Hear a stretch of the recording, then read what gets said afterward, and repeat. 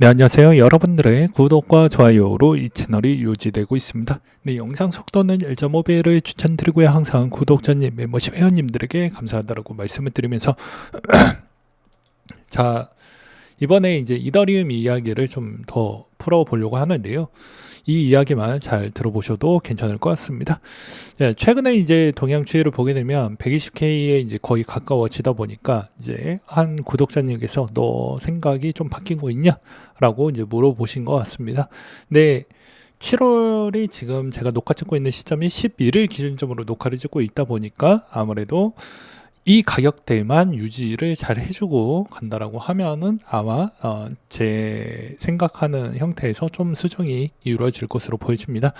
저번에도 이제 커뮤니티에다가도 미리 이제 이렇게 이제 글을 쓰기도 했습니다. 11일 전이니까 7월 1일 기준점으로 글을 썼다라고 볼 수가 있는 것이죠. 네, 엄밀히 따지면.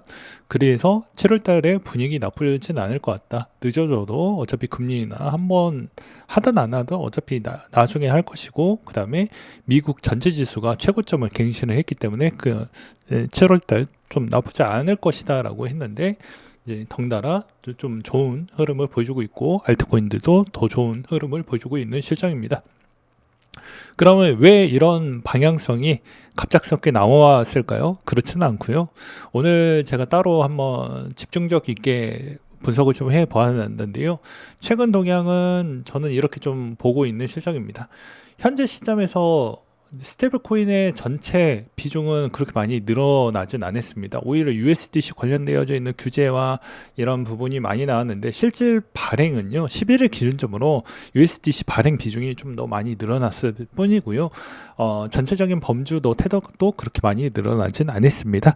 그러면 우리가 이제 여기에서 알 수 있는 점은 무엇이냐면, 이제 도미넌스에 따른 영향성, 지겨운 도미넌스 이야기 하려고 하는 건 아니지만, 도미넌스에 따른 영향 부분이 최대 66%를 찍고 그 다음에 64.5%가 내려왔으니까 1.5%에 있는 비중이 흘러갔다. 그러면 예를 들어서 3천조 시장이라고 하면은 여기에서 1%가 얼마인가요? 대략 30조죠. 그러면 1.5%니까 대략 한 45조 정도가 돈이 좀 분배가 많이 되었다라고 볼 수 있습니다. 그 중에 이제 수혜가 이더 부분을 좀 가져간 부분이 있었다. 그래서 오히려 이더가 과거 요 구간 추이에서 본다고 하면 이 구간에서 실질적으로 3월 달에 최저점 구간에 4월 달에 최저점 구간대를 찍고 그 다음으로 7에서 9% 그러니까 2% 정도 상승. 지금은 이제 3%대로 가고 있죠. 10%니까. 그러니까 3% 정도를 이더가 좀 많이 먹어주고 있는 실정인데요. 여기서 이제 실질적인 추이를 좀 본다라고 하면 RWA의 머티파이 부분에 좀 많은 성장 동력도 좀 있었고, 그 다음에 이제 여기에서 특히나 이 영향성 때문에 이더리움이 좀 폼이 나빠지진 않았던 추이도 있다라고 볼 수도 있고요.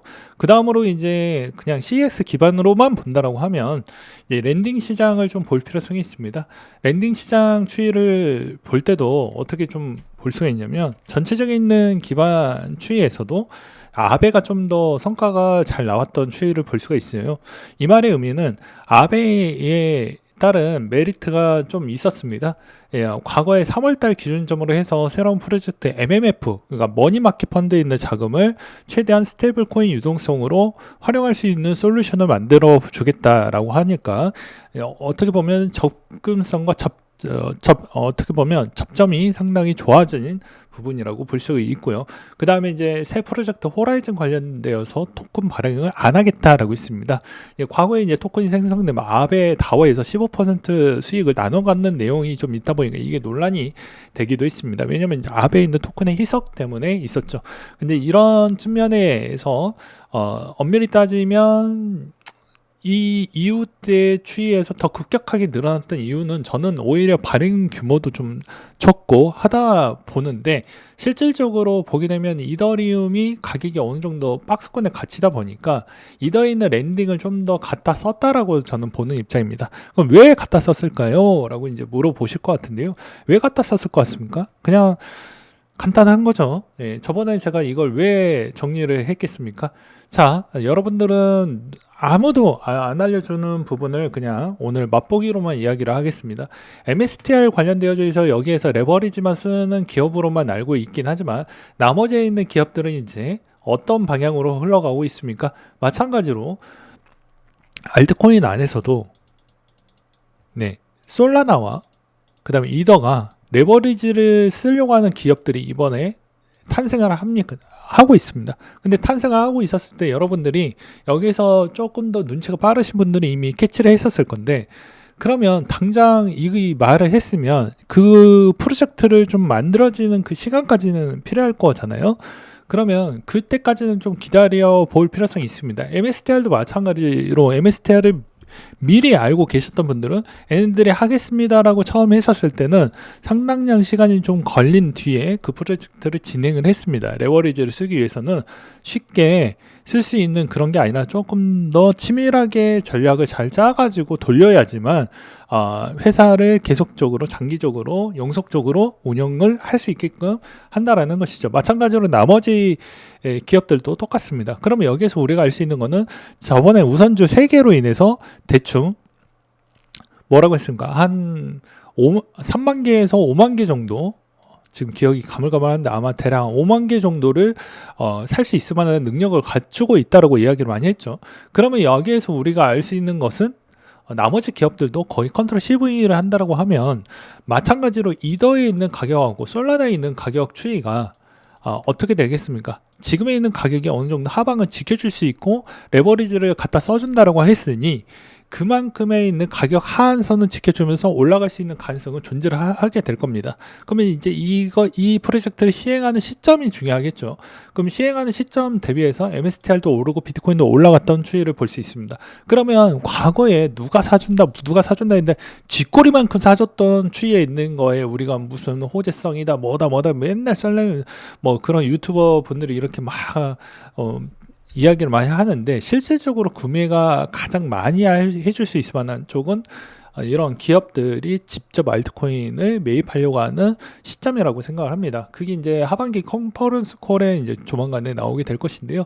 이게 이제 얼마만큼 구체화돼 가지고 실행 능력 있게 돌리느냐에 따라서 지금 가격에서 미리 랜딩 시장에서 끄집어 당겨 가고 있다. 그리고 이제 하반기 추이에서 RWA 부분도 마찬가지로 갖다 쓰고 있다 보니까 여전히 이더가 더 높은 밸류에이션을 받고 있는 것 같다. 그래서 종합적으로 보게 되면 엄밀히 따지면 이제 비수기가 있고 그 다음에 어느 정도 알트코인에 한번 튀겨주고 그 다음에 알트 시즌이 왔듯이 상반기에 알트코인 리커버리가 한번 왔으니까 알트 시즌 한번 오는 거 아니냐라는 이야기가 있지만, 엄밀히 따지면 여기 가는 놈만 가고 못 가는 애는 오르긴 하겠지만 덜 올라서 마무리가 되는 시장으로 될 것 같습니다. 그럼 저의 개인적인 생각은 어떻게 볼 수가 있냐면, 이더에 구입하려고 하는 대상자 비중이 좀 줄어들지 않고 이대로 유지를 해주는 이런 상황이 계속 연출이 된다라는 전제 조건 하에 비트코인은 아마 지금 가격 대비 추이에서 못해도 120에서 140K까지는 좀 더 열어둘 수 있는 가능성은 존재를 할 것 같다라고 저는 생각을 하고 있는 바가 될 것 같습니다. 그래서 지금 시점에서는 조금 더 올라갈 수 있을 만한 여유율은 더 열려져 있다라고 생각을 하고 있는 시점이 될 것 같고요. 그리고 그게 여러분들이 이제 여기서 눈치를 좀 빠르신 분들은 제가 계속 이야기를 했지만 트렌드 기반으로 따라가 볼 필요성이 있다. 무슨 말이냐면, 트렌드 기반에서 놓쳤던 사람들은 다 놓치게 되어져 있습니다. 아무거나 사라는 얘기가 아닌 겁니다. 내가 좀 더 기업 분석도 해야 되는 번거로움도 있지만 그 번거로움까지를 빨리빨리 해서 이게 진짜 신뢰도를 는 자료 기반이기 때문에 자료를 최대한 빨리 모아가지고 이거를 더 많은 비중을 실을 것인지 말 것인지를 선택을 해야 되고요. 그 다음에 두 번째로는 만약에 그 선택이 끝났다고 하면 여러분들이 쓸 수 있는 레버리지는 한계점이 있습니다. 100만 원밖에 자원이 없다고 하면 나보다 이 기업이 못해도 5배 정도의 레버리지를 쓸 거면 실제 가치는 500만 원짜리를 사는 거랑 같습니다. 오히려 내려갈 때 더 가속도를 붙긴 하겠지만 말이죠. 그런 측면으로 좀 보면서 해야 되는 거라고 생각을 합니다. 왜냐면 내 갖고 있는 돈이 이 정도밖에 안 되니까요. 반대로 본다고 해도 청산은 없지만, 청산은 없어요. 반대로 보게 되면 오히려 내가 500만 원을 잃을 게 100만 원 정도 선에서 끝나는 것이기 때문에 이렇게도 내가 생각하는 형태에 따라서 여전히 이야기는 달라질 수 있다고 볼 수가 있습니다. 그러니까 그 형태를 좀 기억을 해주시기 바라겠고, 여전히 이더리움 부분 쪽에서는 SBET가 조셉 루빈 부분이다 보니까 조정식 만약에 이 회사도 아직은 명확하게 좀 더 구체화된 내용은 좀 부족하긴 하지만 그게 하반기 컨퍼런스 콜에 어느 정도는 좀 답을 내줄 것으로 보고 있는 실정입니다. 최근에 SBET는 스테이킹을 통해 가지고 이더를 더 많이 모아가는 형태를 볼 수가 있었기 때문에 이런 점은 긍정적인 요소라고도 생각이 들고요. 나머지 쪽은 여러분들 제가 이게 많아서 다 분석을 못합니다. 이제 그 다음에 이제 오히려 솔라나 기반으로도 요즘은 좀 상승 부분이 나오는 측면이 보여주고 있기 때문에 이런 점은 좀 긍정적으로 볼 수가 있겠다 정도로 정리를 해드리는 시간으로 마무리를 지어보도록 하겠습니다.